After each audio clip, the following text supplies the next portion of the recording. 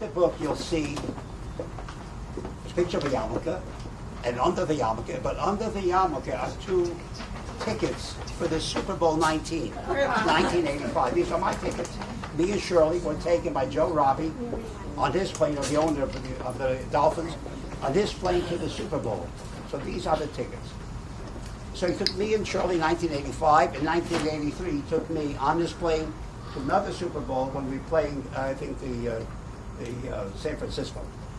On the way back, Robbie wanted to show me off for his friends. He said, Rabbi Schiff always brings us good luck when he does the prayer for us. I said, Rabbi, what's your record with us? I told him 12-1. 12-1 is a pretty good score. He says, Rabbi, your record with the Dolphins is better than the Dolphins' record. Then he says, what happened to that one game you lost? So I think quickly, I'll tell you, Joe. Where the Dolphins played that day, God himself couldn't help them. So if God couldn't help them, then who am I? So Robbie, very sharp guys. I'll tell you, Rabbi, if the Dolphins would have prepared their defense as well as you prepared yours, they would have won. So let me tell you. Go a few 10 yards. Got a traffic ticket, if you know what I mean. And I went to traffic on South Miami. Where's Skip? Is Skip here? Skip is here. You know this story because this has to do with your people. I come to the traffic court, and you sit and you wait till they call your name. You're like a victim. So I hear the judge, different cases, one case, another case. In one case, I listened. A young man came in front of the judge, and he said he did something wrong. The judge says, how do you plead? He said, it was not me. Not me. So he looks at the police officer, and he looks at him, nodded his head, it was him. So the judge knew we had a wise guy. So the judge says, why did he say it's not you? He said, the ticket's at 11 a.m. I punched the clock in my place of work 9 o'clock, and I left at 5. So I couldn't have been there. You could have been there because you left when you worked. I think we're back in business. Okay? You have witnesses that you were in your place of work at 11 a.m.? He said, yes. Okay, bring your witnesses. We'll set a time. We'll hear the case. So the fellow starts to turn away. He turns back to the judge. He says, Your Honor, how many witnesses should I bring? So the judge, who was a wise guy, said, listen here, young man. When I was in law school, my professor said to us once, you can have 100 clergymen, rabbis, priests, and ministers testify one way, and one good witness testify just the opposite.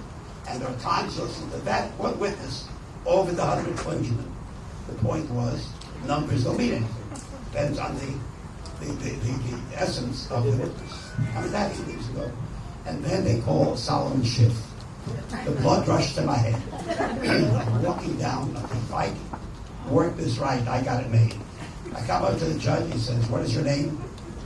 I said, Your Honor, I'm one of the 100 clergymen that your professor said you can never believe in whatever they say. I'm a rabbi.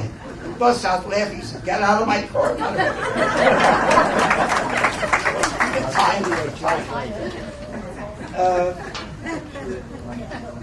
So I mentioned about the Dolphins. I got it. My wife tells me I got to drink water.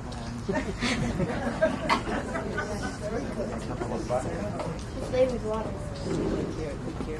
So Wayne Heisinger, who bought the Dolphins, I was giving a prayer one Sunday, and he comes over to the Dolphins that were 0-3 at that game. 0-3, they won 0 and lost 3, like this year, like every year. Modestano, you know. So Wayne Heisinger comes over and he says, Rabbi, we need you to give a winning prayer. I give him a serious look. I say, Wayne, you pay Jay Fiedler, the quarterback, $10 million a year, and you're looking to me to win the game? Bust out laughing and said, Rabbi, if we win, I'll give you all the credit. Yes, I gave a winning prayer, but the team lost. But you know that there comes a time in everyone's life, if you're blessed with longevity, long years, you cross into senior citizenship at one point, right? So sometimes we realize that you're moving over that border. It could be very pleasant, and it can be something very traumatic. So let me tell you how I learned that I was moving into senior citizenship. I went to a motel, and the clerk says to me, "Would you like to take advantage of our senior citizens discount?" That was club number one. And then when I reached my wallet to show him I'm eligible, he says that would be necessary. So that was club number two. This past year, my title is Faithful in Football, but I do other things as well. Like the Marlins, for example. The Marlins invited me to throw out the first pitch at their game at the beginning of the season. We played the New York Mets. It was Jewish Heritage Days. A lot of Jewish things going on. I threw the pitch. After I threw the pitch, I had somebody tell me that the ball that I threw, was it a ball or a strike? He said, I couldn't tell. It hit the ground before it reached the catcher. That's as much as my baseball was. And then let me tell you about, this is a very nice story, about sections about interfaith and so on. There's one cute story. I was involved in a lot of interfaith work as the book where I got a medal from the Pope, as Mr. Fremont mentioned. So I was invited to be on a panel discussion with a priest, a minister, and myself. And it was in like the Lions Club lunch, wherever it was. Shirley dropped me off at the place, of the meeting place, and she drove away. As she left, I realized I left my jacket in the car. I felt terrible. I come to the place, I open the door, everybody's wearing jackets. And I'm looking, I didn't know what to do. So J. Calvin Rose, a minister from the church in North Miami, comes running to the front. He says, "Saul, why don't you come in?" I say, "I'm embarrassed. I forgot my jacket." "Come with me." Pulls me, gets me up to the stage with the main table. He gets up to the microphone and says, "Folks, one thing I never liked about this organization, we're too darn formal. I don't know about you, but I'm going to take off my jacket. And I invite you to do the same." They all stood up like in unison, and they all took off the jacket. But I can see when they were doing this, they saw what was happening. I was standing there almost nude, without a jacket, and he left, so they all took it off. That was a beautiful, perfect example of love thy neighbor as thyself. And he did a mitzvah that I think nobody could have done better than any sermon, but showing that if you care for others, then that's when you really are a mensch. Now, I met Shirley in 1954. I met her a little earlier. I was a chazan before I was a rabbi, and I davened in our family shul in Chicago. And so, as she always said since then, I fell in love with his voice before I saw his face, which I would consider love at first sound. And then I asked her father for her hand. He said no. You want her, you have to take all of her. I don't give handouts. So that year, I'm davening in her shul, and that year, the World Series was played by the New York Giants and the Cleveland Indians. Everybody in the Midwest was rooting for Cleveland, a Midwestern city. They're all rooting for Cleveland. Okay? The Giants won 3 games in a row. And as you know, World Series is the best 4 out of 7. The 4th game was on Yom Kippur. I'm davening, I'm doing the musaf, davening, praying. The president walks over to me, whispers in my ear, "Chazan, daven stronger. It's the 5th inning, the Indians are losing." I couldn't talk, and I kept davening, not allowed to talk. Comes over, "Chazan, daven stronger. It's the 6th inning, and the Indians are losing. If they lose today, it's all over." I keep davening, I can't talk. Every inning he's giving me an update and asking me to daven stronger. Comes over at one time and says, "Chazan, I'm afraid your prayers are not too good. The game is over, the Indians lost, and they lost the World Series. I just finished myself, now I'm able to talk." I said, "I'm a darn good chazan. I'm a Giants fan." He busts out laughing and he says, son of a gun, if we would have known that, we'd never hire you. I understand that since then, when they interview a husband for the holidays, the first question they ask, what kind of baseball fan are you? But those were good times. And let me read something to you. I think am I allowed to go reading?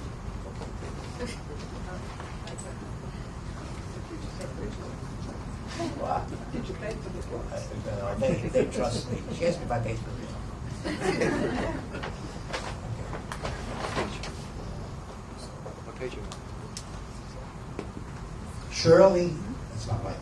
Shirley won a beauty contest at Hazel Junior College in Chicago, which reminds me of a grandmother I once met who was wheeling her granddaughter down the street. Someone looked at the little one and said, what a beautiful baby. To which the grandmother responded, you should see her pictures. I saw both Shirley and her pictures, and I love them both. After over a half-century of marital bliss, I love them even more. The fact is, what brought us together pales to what keeps us together.